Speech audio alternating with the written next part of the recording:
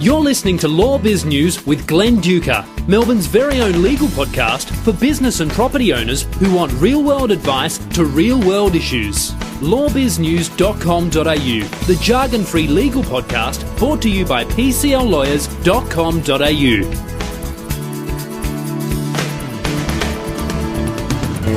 You're listening to Law Biz News with Glenn Duker.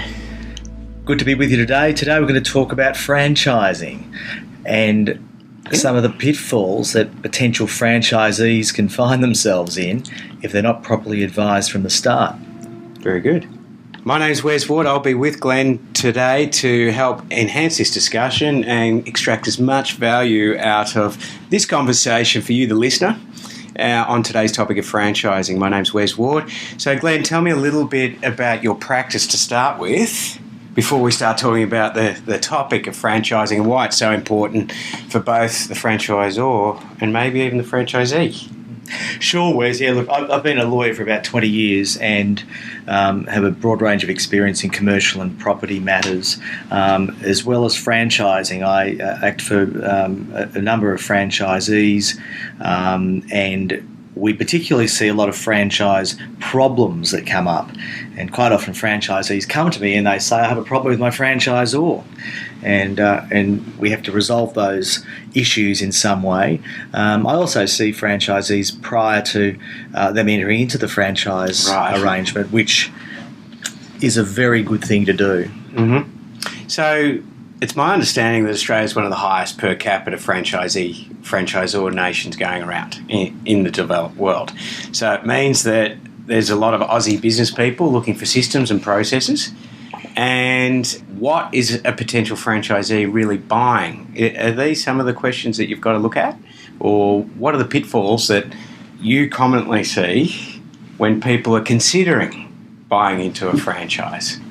Yeah, look, they're really good questions. Whereas Australia has become a boon for franchisors, and it's just a very attractive model for people. Particularly many people who take on franchises have been made redundant. They might have taken a package and they have some money to spend.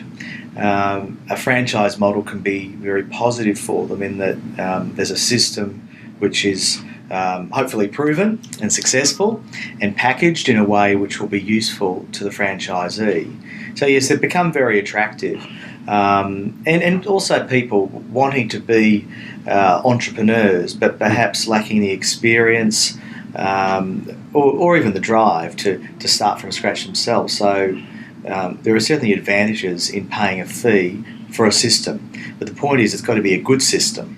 And when people come to me, they bring their franchise agreements typically. They have a franchise disclosure statement. They have a franchise agreement.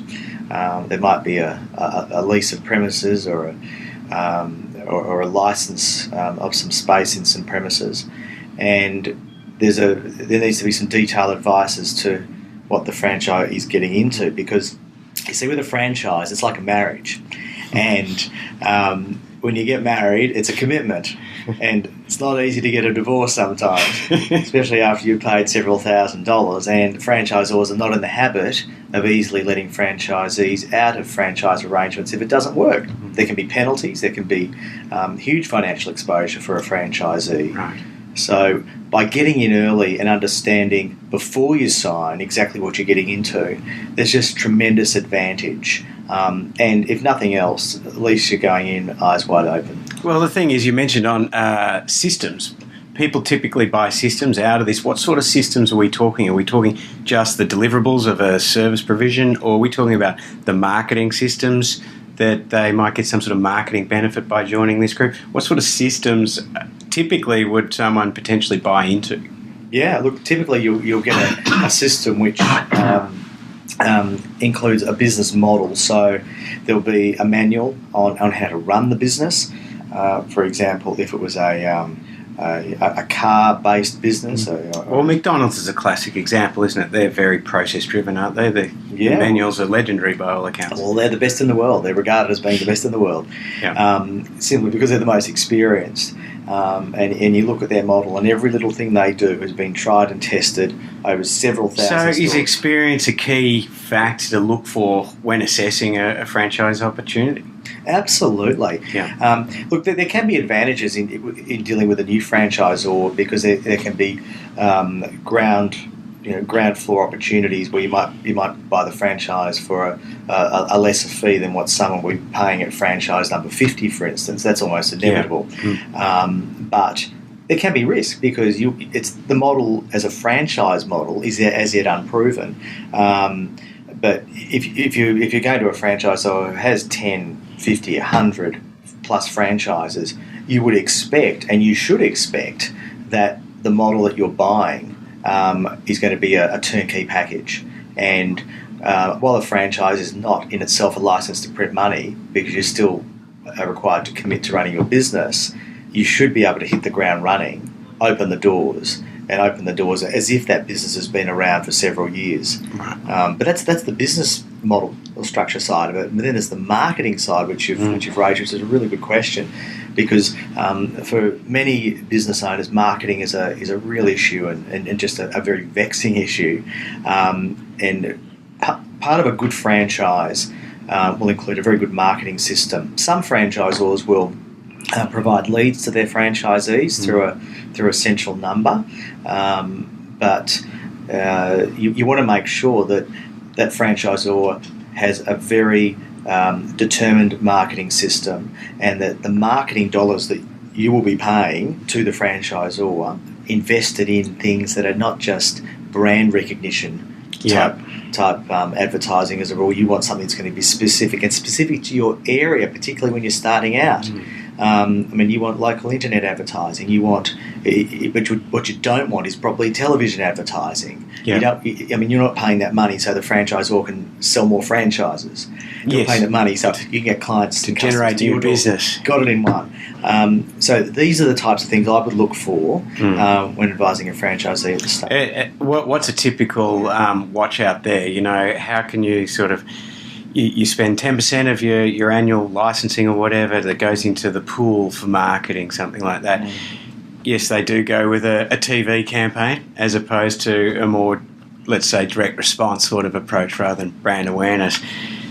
How can people sort of redirect that? Is that up for negotiation when buying in? That's the best time to do that? When's the right time to really analyse that, and whether they can act, or even if they don't even do what they say, we've decided to change tack after they've bought in. Is that a major issue, or is it can be, absolutely. Typically, a well-established franchise will have a very tight system, and most of the power will rest in the hands of the franchisor. They have a very broad discretion as to how they spend the money. Hopefully, they're doing that on behalf of all of the franchisees and not just building the brand. And franchisors, if they're listening, they should remember also that happy franchisees will help them sell more franchises. Yes. Not just brand building advertising. So if you've got happy franchisees, you'll do well. But happy franchisees will have an advertising system in their hands which will bring customers to them individually and from that local area as a rule, because most franchisees get a territory. Yep. And obviously you need to get out and work that territory as best you can. And you can get leaflet drops, you can do all those sort of very traditional things. But you've got, in this modern age, you've got to really have a multifaceted approach to marketing. Now, will the franchisor change that model for you? Probably not, but they might. And if there's a group of franchisees who want things done a particular way, they may well listen. Franchisees are sometimes the font of all knowledge, because they're out there on the ground, and different needs. There can be different needs in different parts of Australia. I mean, for example, if you're in regional Victoria, over in the city of Perth, there might be a completely different Yeah. advertising campaign which would need to go on to attract customers. Yeah, West Coast Eagles versus Collingwood. Exactly. Right. Okay. So we've looked at the sort of general stuff. Okay, sort of two systems: the systems of operation, systems of marketing, and we're talking about do your due diligence before you sort of dive right in. What happens when things come to dispute? Because, like you said, it appears that the franchisor, for the bulk of the time, have the whip hand. Is that normally the case in the agreements that you see, or is there recourse? Obviously, talking and negotiation is a much better outcome, probably all round, than going into formal dispute or anything like that over issues. Where's the balance of power sit usually when you see it, and what's the outcome that a franchisee could expect or hope for, or even just a resolution strategy to certain issues? Yeah, that's a good question. Well, it's changed over the years. The Franchising Code of Conduct has really tightened things up. Okay. And there is a mediation procedure which is available.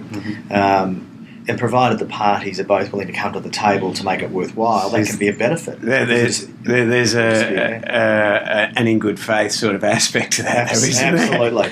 If parties aren't willing to negotiate, it's a waste of time. And unfortunately, the courts become the only decider of the outcome. Now, so if parties can mediate, that's great. There's plenty of opportunity for that if parties are willing. Otherwise, franchisees certainly have rights. There's no question. Yeah. Franchisors have to be careful what they represent to their proposed franchisees, just as much as franchisees need to understand the commitment of a franchise. Yeah. And you said that the Act has been tightened up in recent years. Is that what you just said? Yeah. Well, the Franchising Code of Conduct. Oh, the Code of Conduct. Yeah, sorry, I right. apologise. That's all right. That's there. To give some balance to the relationship, and it just means that with the plethora of information that is thrown at a franchisee, even before they go into the franchise, there's certain things that the franchisor has to do. They have to be given a copy of the Franchising Code of Conduct, and then there's certain parameters or certain things that are imposed upon the franchisor. For example, a franchisor has to provide an audited financial statement as to how the marketing dollars are being spent. Yep. So it's not just one big pot of money just going wherever. At least the franchisees have some kind of understanding. Sense that there is a marketing plan. That's right, because if things aren't working, that's the first question you got to ask, isn't it? Oh, absolutely. I see codes of conduct in all sorts of industries. Some are adhered to, some are, not worth the paper they're written on. Yeah. How can, the franchisee code of conduct be relevant in a material, practical sense to an agreement for a first-time franchisee? So, is there, stipulations to certain aspects of the code of conduct, in an agreement, or that just doesn't happen and it's a nice, we'll solemnly should abide by this? Oh, no, it certainly needs to be abided by. And similarly, representations made by franchisors pre the agreement are also very important. Look, a franchisee, if they're looking at a franchise, they should be looking for an established system with a good number of franchisees who are happy. So you really want to be able to not just see printed material, you really want to be able to speak to franchisees is probably a better way to go. Yes. Who are happy. If you're allowed to go into their business and work with them and spend a few days there and just get a feel for the business, that not only demonstrates that the system actually works and that the existing franchisee is happy, it also gives you an opportunity to get the feel of what this type of business is like and whether it's really for you. Yeah. So that's good for the franchisor and the franchisee. But one thing I should say is that transparency by a franchisor is a very good thing. Yeah. It should be a situation where there's a courting process, if you like. I talk about being a marriage, but the franchise the dating relationship. That's right. First. Exactly. Yeah. There should be a number of dates before you walk down the aisle, because it's better for everyone if the franchisee isn't pushed is not rushed into it, but goes in eyes wide open. And generally, from what I've seen over the years, it makes happier, more successful franchisees. So it's win-win. Okay. Now, do you find, or have you seen, that a lot of people entering into franchises are they buying into a business, or are they really buying a job for themselves? Because I think there's a core distinction between that, and sometimes that gets blurred, and the package that's offered to them may not quite describe that. You know, say a lawn mowing franchise business versus a McDonald's. I have it under good authority, but I can't say for certain that McDonald's actually don't encourage the franchisor to work in it. They encourage them to understand it, but then hire and place people in there. Do you see, uncollapsing that, or is it still collapsed, or bulk of franchisees that you see right now job buying? Well, it depends on the type of franchise. I mean, a lot of the cheaper franchises out there are really a job because they're a very small business which really only has room in a very small territory for one operator to do a certain thing. Others, and typically you pay more for this, but where there's an opportunity to build a business within the territory, or sometimes there may be very large territories, or and these are usually more expensive, but because they're more expensive because you buy more than a job. You're more of an entrepreneur who is prepared to put the money in, work in the business initially, and that's always advised, if not a requirement of franchisees. For example, McDonald's, I think, still is that typical of most scenarios you see, that the franchisee would be working in the business the bulk of the time? Look, initially at least.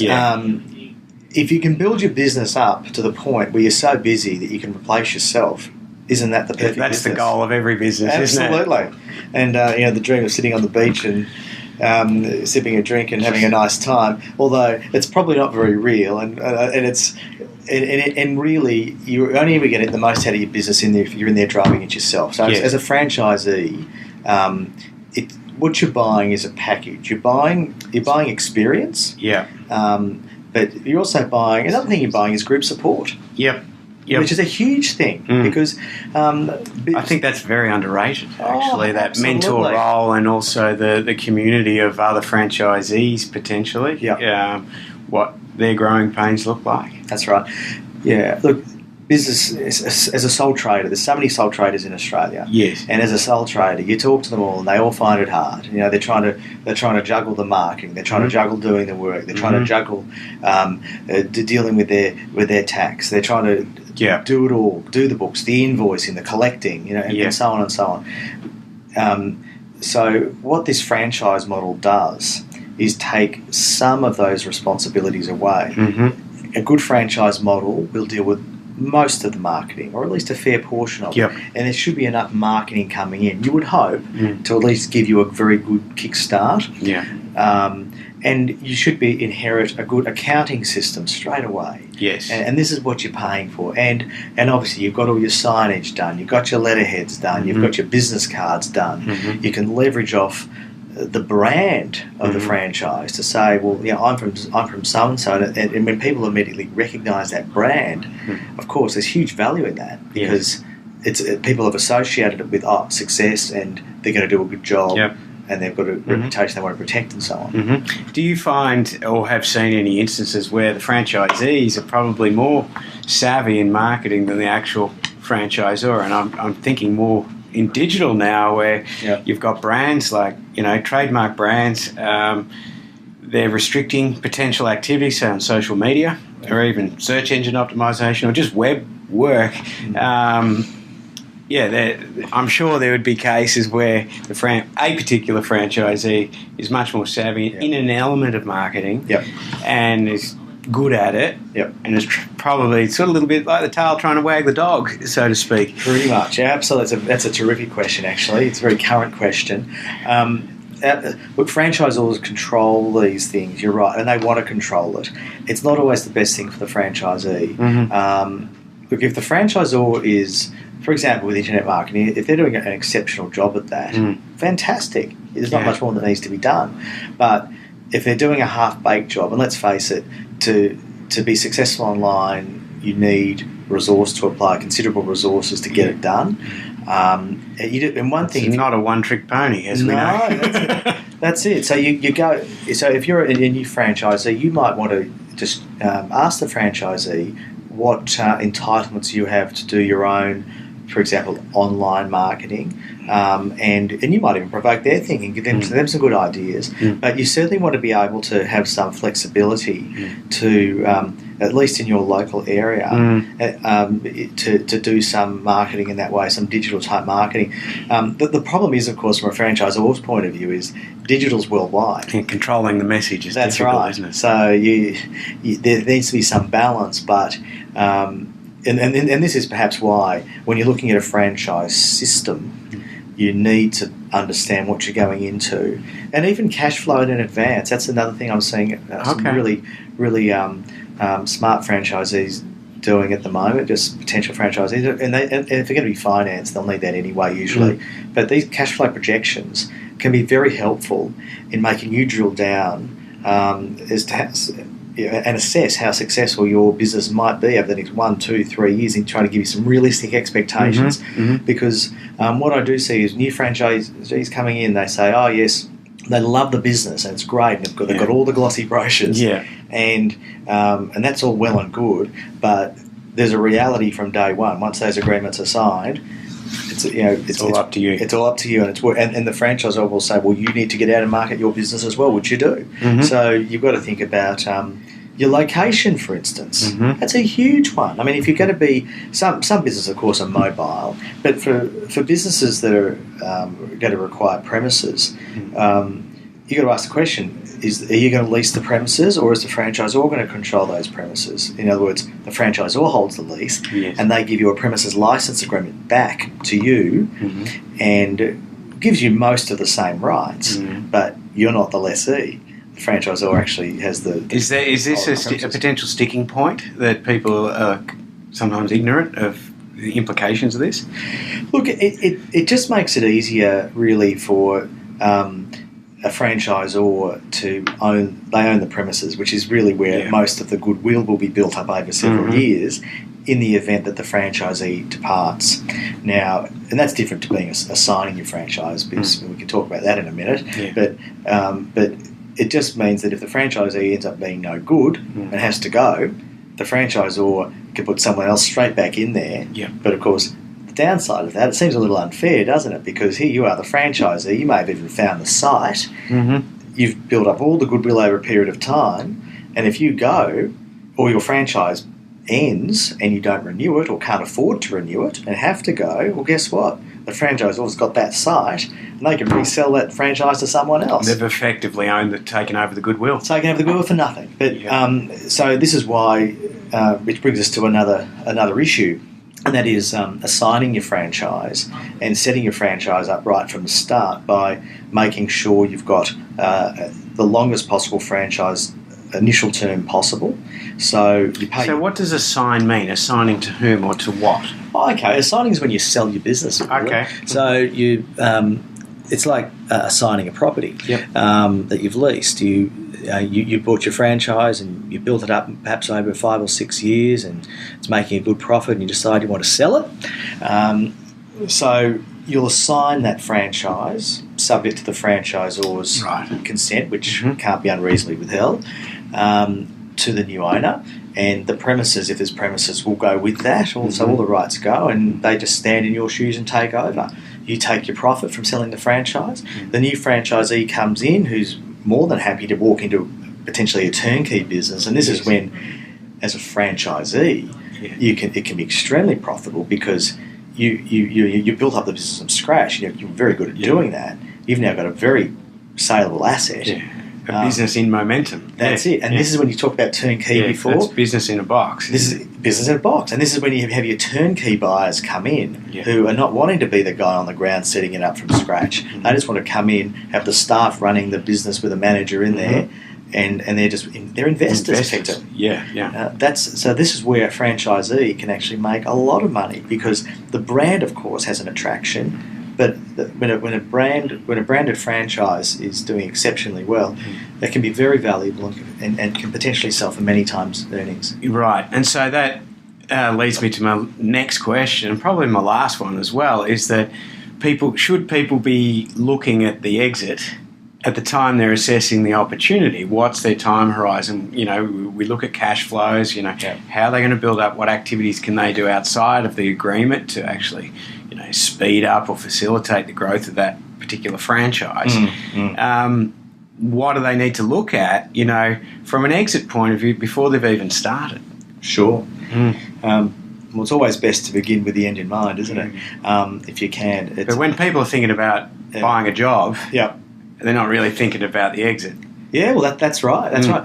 Well, one day, for example, you see a lot of people coming in who are perhaps in their 50s, and they might have some funds there, and they want to buy a franchise. They want to get off the tools, for instance, coming out of a trade. They want to get into something which is going to be a bit easier on the body, and they're perhaps not thinking about, well, in 10 years or 12 years, I'll sell this, but they should be, and it's actually a bonus for them, because if they work hard in their business and grow it, it will be a saleable asset. Absolutely. Right. Look, there are some great benefits of franchise. So what are the top 3 things people should look at, entering into as a franchisee, potential franchise? What are the top 3 things that you see and the most important things people should consider before doing it? Well, being a lawyer, I'm going to say get legal advice, because I believe it or not, I still do get many people who come to me with franchise problems who really didn't get any advice at the start, and have signed poorly drafted agreements. They're still out there, surprisingly, and you just want to make sure that you know what you're signing, because that's going to prevent a lot of headaches. Because if you've got a poorly drafted agreement, you can almost guarantee you're going to have problems. Invariably, is the cost of legal fees up front a lot cheaper than the cost of trying to fix everything down the track. Got it in one, because we can usually fine-tune things, tweak things, discuss the matters with the franchisor, and while there's a minor cost to that, you're quite right, it's a lot cheaper than litigation, and all the unhappiness that comes from finding yourself in a franchise which wasn't what you thought it would be. Yeah, right. So that's the first thing. The second thing is just go in eyes wide open, and don't expect that just because you're buying a franchise, it doesn't mean you don't have to work your business and work hard. I mean, you've still got to roll up early and finish late if you intend to be successful. This is from what I've seen over the years advising franchisees. Look, and thirdly, just give it your best shot, and enjoy it. The sort of person that should be attracted to a franchise is someone who wants a system, who feels more comfortable in a system, and feels safer in a system. If you're just if you're completely entrepreneurial, want to go on your own and build your own brand, and do things your way entirely, a franchise probably isn't for you. A bit too constrictive. That's it. You're probably thinking of doing something yourself, and with all the other inherent growth issues and so on. But there you go. Awesome. Well, that's a very, very insightful 25-minute expose into franchising. To find out more, where would people go to on the web to find you and get in contact, Glenn? Absolutely. PCLLawyers.com.au. All right. And, of course, lawbiznews.com.au is where the home of legal chit-chat, advice and journalism as we know it. My name's Wes Ward. You've been listening to Glenn Duker on Law Biz News.